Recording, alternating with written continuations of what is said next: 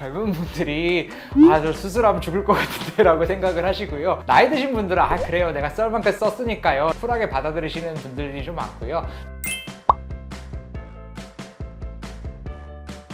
안녕하세요. 유민병원 정형외과 원장 민경준입니다. 어깨 관절 같은 경우에는 회전근개에 대해서 여러 가지 이제 손상이라던가 병증, 이런 분들이 많이 오시게 됩니다. 주부에서부터 좀 어깨를 좀 많이 쓰시는 분들, 예를 들면 요식업에 하신다던가 또는 뭐 정비소에서 일하시는 분들도 좀 어깨 질환을 좀 많이 호소하시는 편이시고요. 워낙 이제 어깨라는 것을 일상생활에도 많이 사용하는 관절이다 보니까 어깨 통증으로 좀 내원하시는 분들이 좀 많으신 것 같습니다. 사람들이 오셔가지고 제가 회전근개 파열이에요? 아니면 오십견이에요? 라고 이렇게 물어보시는데, 어깨의 대표적인 질환에 대해서 좀 더 자세히 저희가 좀 설명을 드리면 어떨까? 그래서 환자분들이 이해하시는데 좀 도움이 되면 어떨까라는 생각에 이렇게 유튜브를 찍게 되었습니다.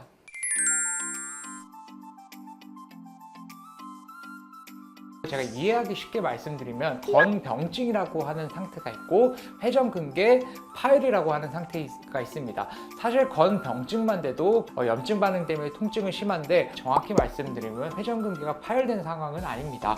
회전근개가 해져 있다고 보는 게 제일 정확한 상태인데요. 회전근개는 우리가 일상생활에서 힘을 쓸 수밖에 없는 조직이다 보니까 부하가 많이 걸리면서 이렇게 염증이 생기는 상태를 건병증이라고 할 수 있겠습니다. 이런 건병증인 상태가 오래되면 회전근개 파열로 가게 될 수 있는 가능성이 매우 높아지게 되는데, 증상에 따라서 이게 회전근개가 내가 파열이 됐는지 파열이 되기 전 상태인지 사실 증상만으로 구분해내기는 좀 힘든 현실입니다. 왜 그러냐면, 보통은 전층 파열되면 가장 아프다고 생각을 하는데, 완전히 끊어진 경우, 즉 전층 회전근개 전층 파열인 경우에는 오히려 통증이 줄어드는 경우가 많습니다. 그런 경우라면 이제 오히려 환자분 통증은 줄어들고 대신 기능이 떨어져서 오시는 경우가 많은데요. 이 회전근개 건병증인 상태도 환자분들이 매우 염증이 심하신 분들은 통증이 굉장히 심하시고 팔을 어깨를 못 움직이면서 오시기 때문에, 이런 경우는 회전근개 파열이 아닌데도 불구하고 굉장히 통증이 심한 경우라고 볼 수 있겠습니다. 언제 병원을 가야 될지 애매할 수도 있겠네요.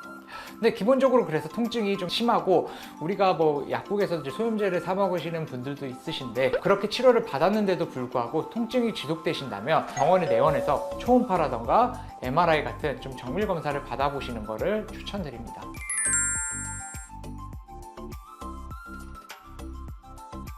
네, 회전근개 파열이 진단된다고 해서 무조건 수술해야 되는 건 아닙니다. 이제 회전근개도 이제 우리 몸의 조직이다 보니까 어느 정도의 자연 치유력은 가지고 있습니다.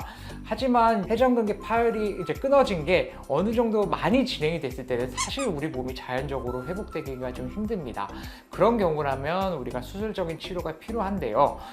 만약 환자분들의 나이가 그렇게 많지도 않고 활동도가 좋은데 회전근개 손상이 원래 그 두께보다 50% 이상 진행이 됐을 때는 부분 파열이라도 좀 빨리 수술을 해주는 것이 좋지 않을까라고 요즘 트렌드로 좀 자리 잡고 있습니다.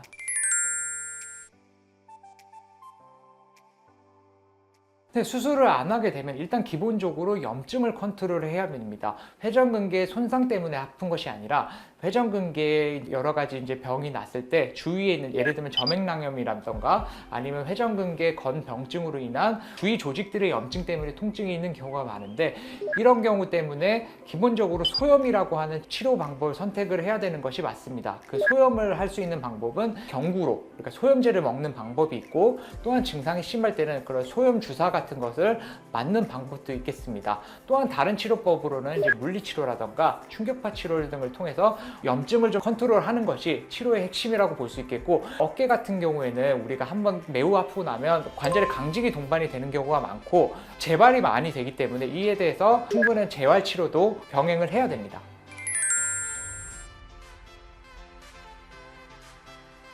우리 몸에서 가장 회전근개 파열이 많이 일어나는 부위가 극상건이라고 하는 부위와 견갑하건이라고 하는 부위가 있는데요. 그 두 부위가 많이 찢어졌을 때는 수술적인 치료를 고려하게 됩니다. 환자분들 나이가 어느 정도 젊고 그리고 또 액티비티가 좀 있으신 환자분들이 회전근개 파열이 50% 이상이 됐을 때는 수술적인 치료를 결정하게 됩니다. 그런 수술적인 치료는 우리가 이제 기본적으로 꼬맨다고 설명을 하는데 회전근개 봉합술이 될 수 있겠고요. 또한 견갑하건 같은 경우에는 회전근개 중에서 가장 큰 힘줄이고 가장 힘을 많이 내는 힘줄이다 보니까 젊은 분들이 견갑하건 파열이 됐을 때는 거의 회전근개 봉합술을 좀 권유를 드리고 있습니다.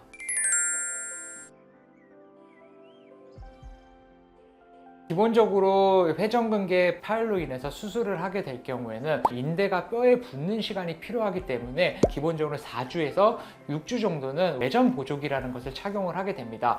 붙인 힘줄이 어느 정도 뼈에 유압이 되기 시작하는 시점이 6주기 때문에 외전 보조기를 4주에서 6주 정도는 유지하게 되고 그 이후에 재활치료를 하게 됩니다. 또한 6주 이후에 이제 일상생활을 좀 시작을 하고 재활치료를 시작하였더라도 우리가 기본적으로 한 6개월 정도는 좀 조심해 주셔야 되고, 기본적으로 관절의 강직이 어느 정도 동반이 되기 때문에 이에 대해서 꼭 재활치료는 필요한 편입니다.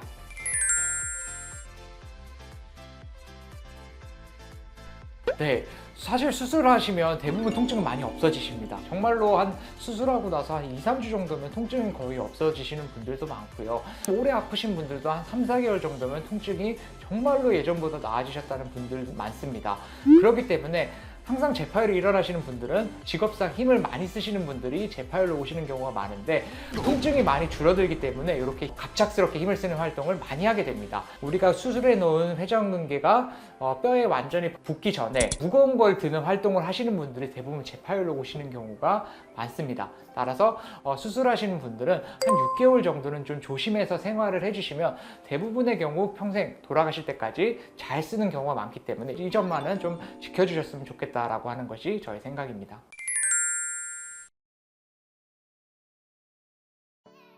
수술을 하기 전이라던가 후라던가 사실 공통적으로 해야 될 게 항상 운동입니다. 일상생활 할 때 우리 어깨 앞쪽 부분의 근육을 많이 쓰게 됩니다. 뒤쪽 근육에 대해서는 사실 좀 소홀히 하는 부분들이 많습니다. 뒤쪽 근육이 좋지 않다면 앞쪽 근육에 과도한 부하가 걸리면서 이런 앞쪽 부분 힘줄들이 많이 손상이 되는 경우가 나타나는데, 이런 경우라면 뒤쪽 근육을 강화해서 앞쪽 근육의 부하를 줄이고 오래 쓰게 만드는 것이 이렇게 재활치료 또는 운동치료의 핵심이라고 할 수 있겠습니다. 가장 많이 최고로 꼽는 운동법 한 가지를 말씀을 드리자면, 사실 어깨 뒤쪽 부분을 강화하는 것으로서 고무 밴드 있잖아요. 우리가 그 강도에 따라서 노란색이든 초록색이든 빨간색이든 이렇게 나가는데, 그 밴드를 어디다 걸어 놓으시고 이렇게 잡아서 뒤쪽으로 잡아당기는 운동, 이런 운동이 굉장히 우리가 견갑근을 강화시키는 데는 좋은 운동입니다. 무리가 되지 않는 선에서 옆으로 밴드를 이용해서 벌리는 운동도 굉장히 어깨 근육을 강화시키는 데 좋은 운동이라고 할 수 있겠습니다.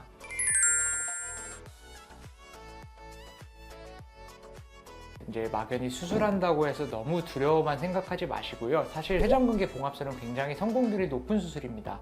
또한 환자분들이 수술 이후에 거의 예전의 삶으로 돌아갈 수 있는 수술 방법이기도 하고, 예전에야 이제 회전근개를 많이 째서 수술을 했는데 요즘은 다 관절경으로 수술하기 때문에 몸의 부담도 적은 것이 사실입니다. 조금만 노력을 하면 예전의 나로 돌아갈 수 있겠다라고 생각을 하시고, 기능이 완전히 돌아오지 않더라도 통증에서 많이 좋아지는 것은 사실이기 때문에 긍정적인 효과를 좀 바라봐 주시고 준비를 해주시면 될 것 같습니다. 회전근개 파열이 있다고 해서 무조건적으로 수술하는 것은 아닙니다. 환자분의 적절한 컨디션과 활동도 정도를 고려해서 결정을 하게 되고요. 또한 회전근개 파열이 있더라도 비수술적인 치료, 즉 염증 치료만으로도 많이 활동이 좋아지시는 분들도 있고, 또한 꾸준한 재활을 통해서 예전에 어깨의 기능을 그대로 쓰시는 분들도 있기 때문에 무조건적으로 수술을 결정하지 마시고, 그건 정형외과 전문의와 심층적인 상담을 통해서 좀 치료 방법을 결정하는 것이 좋지 않을까 생각을 하고 있습니다. 네, 지금까지 영상이 도움이 되셨다면 좋아요와 구독 부탁드리겠습니다. 알람 설정 부탁드립니다.